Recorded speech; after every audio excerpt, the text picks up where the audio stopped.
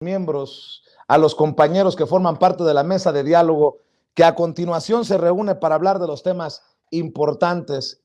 Le agradezco mucho a María de los Ángeles Huerta del Río, comunicadora, exdiputada federal de Morena por el Estado de México y miembro de esta familia sin censura. Querida Gela Huerta, te saludo con mucho gusto. ¿Cómo estás? Buenas noches.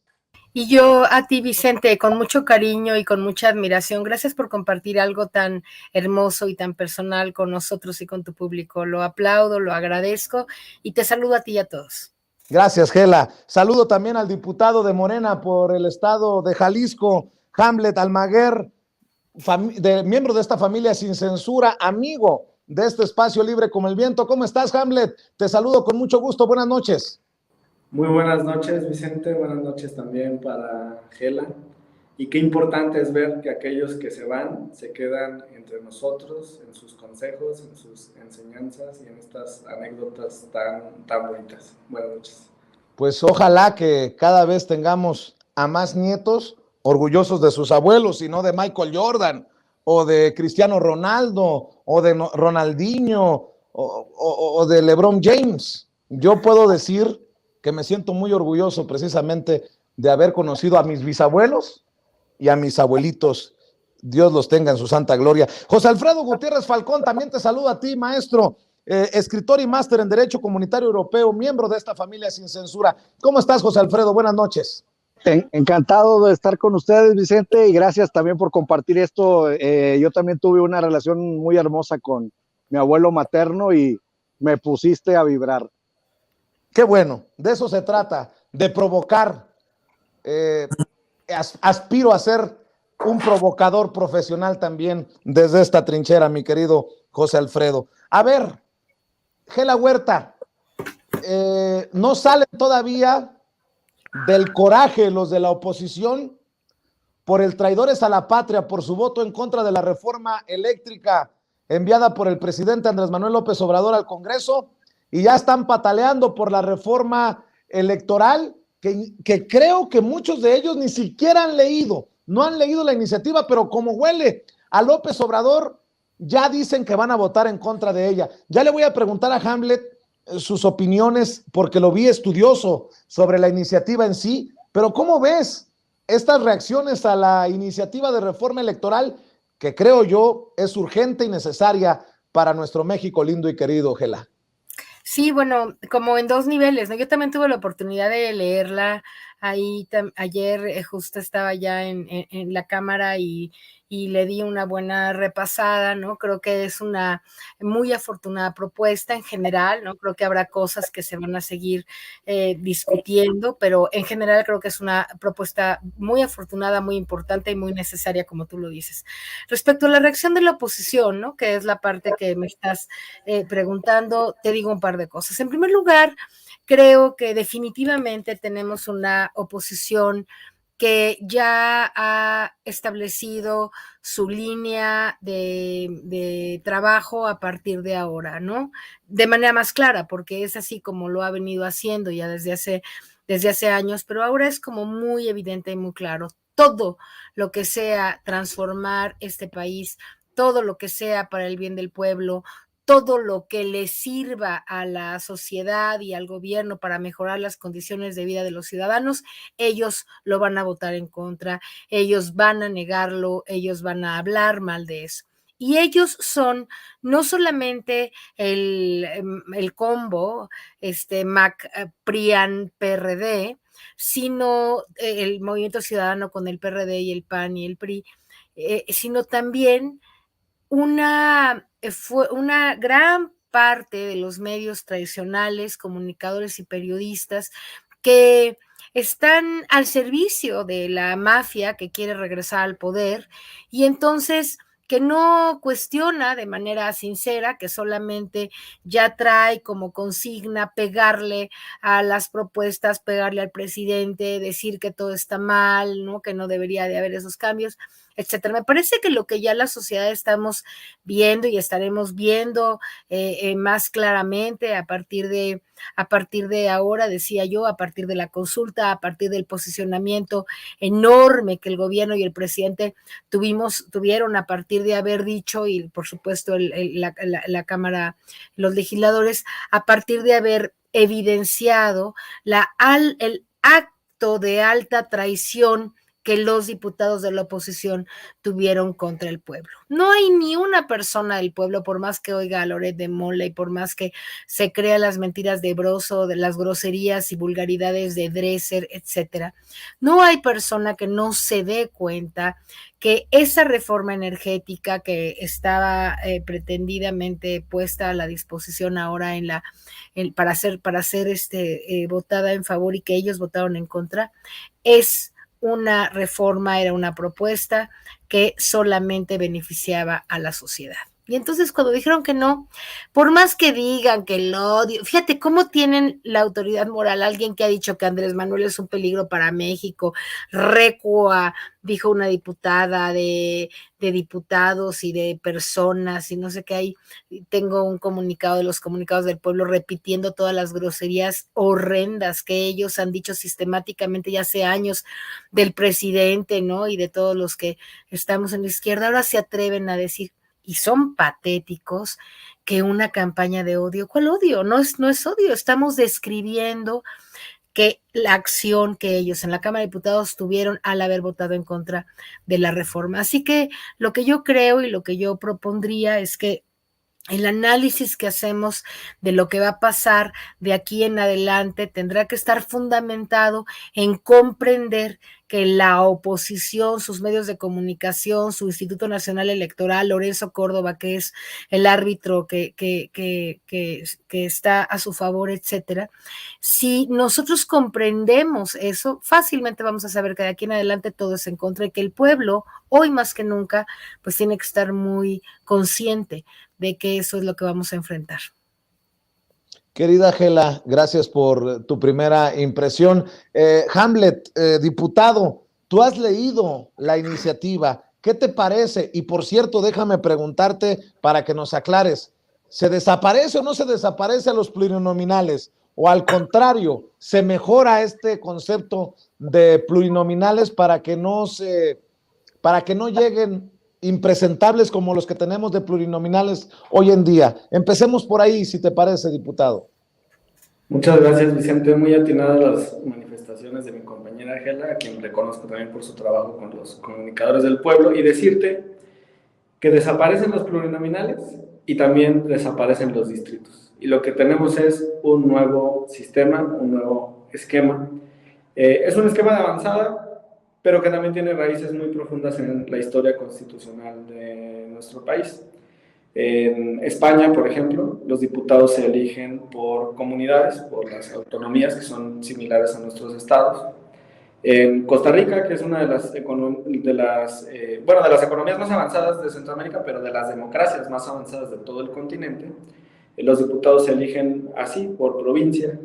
Este esquema similar existe en El Salvador y en otros países de la región, y tiene raíces en la Constitución de Cádiz, que tenía un fundamento territorial más amplio que el de los distritos. Lo que ocurre en la historia constitucional del país es que inicialmente los legisladores se designaban en elecciones indirectas de segundo o tercer grado. Primero se reunían en el municipio, era electores por parroquia, después por distrito y ya después por entidad, y se iban reuniendo los representantes. Entonces digamos que primero en los poblados del estado de Jalisco se reunían y elegían electores que después se reunían en la capital, y entonces ya designaban a quienes habrían de representarlos en la Ciudad de México, porque era un sistema adecuado para el momento. Las cosas fueron evolucionando hasta los distritos, pero es un esquema que me parece que ya es anacrónico y prácticamente la población desconoce cuál es su distrito. Un ejemplo muy claro está en la credencial del elector. Aquí viene el estado, el municipio, la sección, la localidad, la vigencia y demás datos, pero en ningún momento dice a qué distrito perteneces. Eso del lado de la ciudadanía.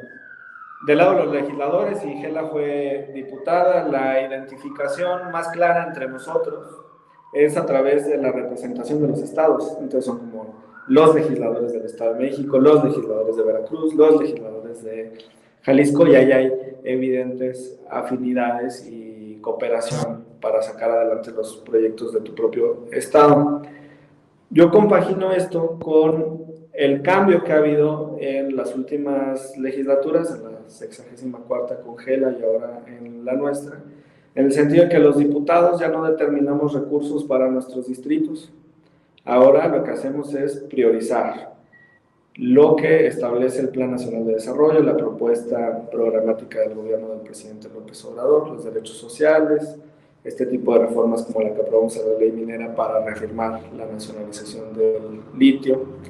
Y entonces las prioridades pues son de otro orden, ya no distritales, y tampoco se tiene la capacidad de reaccionar ante un distrito por una sola persona. Entonces, incluso es una línea muy borrosa de dónde termina un distrito y empieza otro. Rompe con la identidad que en realidad existe por tu pertenencia a un municipio o a un estado.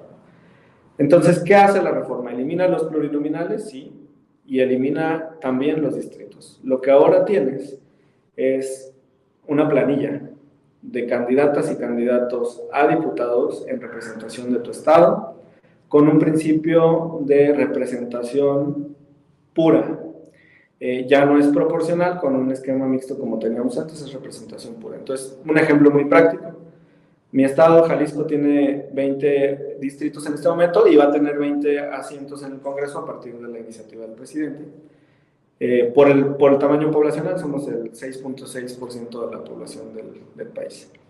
Cada partido va a mandar su alineación, su selección, digamos, estatal, y va a decir, estos son mis 20 de Morena. Y el PRI va a decir, estos son mis 20 y todos los demás partidos. Esta lista va a ser pública y los candidatos a diputados van a poder hacer campaña en todo el estado, no van a estar limitados a un distrito. Será estrategia de cada partido político la conformación de esa lista, pero será mucho más pública y evidente que la de los plurinominales, porque lo que ocurre en el actual sistema es que están los de mayoría y son los candidatos a los que las personas ven en los espectaculares, en las calles, en la propaganda, en la televisión, y muy pocos analizan el tema de los plurinominales. Están un poco como escondidos porque además viene atrás en la boleta. La diferencia ahora es que esta lista va a frontear y entonces todo el mundo va a saber quiénes son las 20 propuestas. O sea que no vamos a tener a los Chertorivsky, a los Alito Moreno, a los Miguel Ángel Mancera, a las Josefina Vázquez Mota, a los Rubén Moreira, que de un momento a otro nos aparecieron o en la Cámara de Diputados o en el Senado y que nos preguntamos, ¿y estos impresentables qué hacen aquí? Ya, o sea, lo que se busca es evitar eso.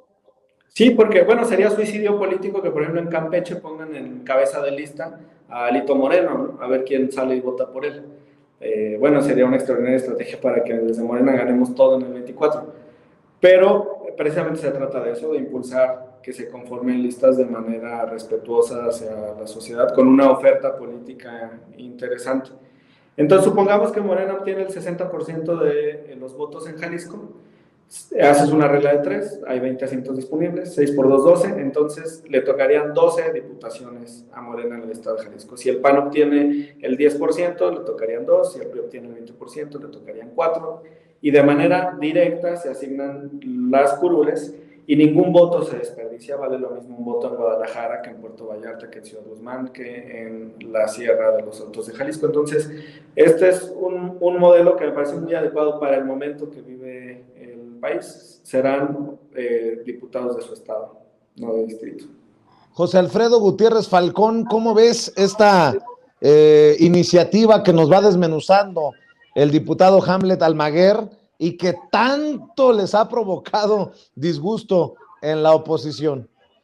Pues mira, a mí me gusta mucho lo que está platicando Hamlet. Sinceramente, no conocía yo estos detalles, pero ahora que lo comenta, les comento que yo fui candidato a diputado federal y había incongruencias grandísimas. Por ejemplo, en Monclova, Coahuila, que es mi ciudad natal, está pegado un municipio que se llama Frontera Coahuila, y resulta que Frontera Coahuila no era de mi distrito y estaba pegado a Monclova, pero sí, por ejemplo, Sabinas Coahuila, que está a 40, 50 minutos de Monclova, sí pertenecía al distrito de Monclova, y entonces como que todo parecía en aquel momento, o todavía, como que parecía adrede para que los partidos con poco dinero, con poca influencia en medios, etcétera, o con poca participación, vamos, con poco acceso a medios, pues no pudiéramos articular una campaña en una región, pues como quien dice, de territorio seguido. Entonces lo que dice Hamlet me parece muy ad hoc, porque, por ejemplo, en mi caso, yo hubiera tenido una votación mucho más amplia si este municipio que estaba aledaño a Monclova, pues perteneciera al distrito por el cual fui candidato. En este sentido, creo que es mucho mejor representar a todo el estado y que sea pues la fuerza política la que gane o pierda, y como dice Hamlet, pues que se dividan entre el porcentaje, el número de diputados. La verdad me parece muy buena propuesta, porque esto pone en un equilibrio total a las fuerzas, y ya, pues ya como tú bien decías, Vicente, pues ya no vamos a tener gente impresentable, porque pues bueno, quienes estén en los primeros lugares, pues van a hacer las mejores propuestas para que jale mejor, para que jale más votación, de tal suerte que pues ojalá y que, bueno, es difícil imaginar que la putrefacción o la oposición estén de acuerdo con esto, porque pues también dinamitaría sus nichos de poder, ¿no? Se desvanecería. Pero pues bueno, ahora sí tendrían que buscar el voto por sus buenas acciones, por sus buenas propuestas, y no solamente por el fraude electoral, de tal suerte que ya sería un gran avance esto. La verdad es que me parece una gran propuesta que como te digo, pues yo padecí en carne propia por ahí por del 2009, creo. Entonces, pues no, muy buena la propuesta, y vamos a esperar a ver cuál es la reacción bueno, ya vimos la reacción, pero vamos a ver cómo se va desenvolviendo el debate, pero pues como estamos acostumbrados, estos se van a quedar sin ninguna cosa que decir, y pues lo único que tienen que aportarle, o lo único que pueden hacer, es negarse a todo, pero sin hacer ninguna propuesta, Vicente. Bueno, vamos dando ejemplos. Sergio Sarmiento, el comunicador, periodista Sergio Sarmiento dice: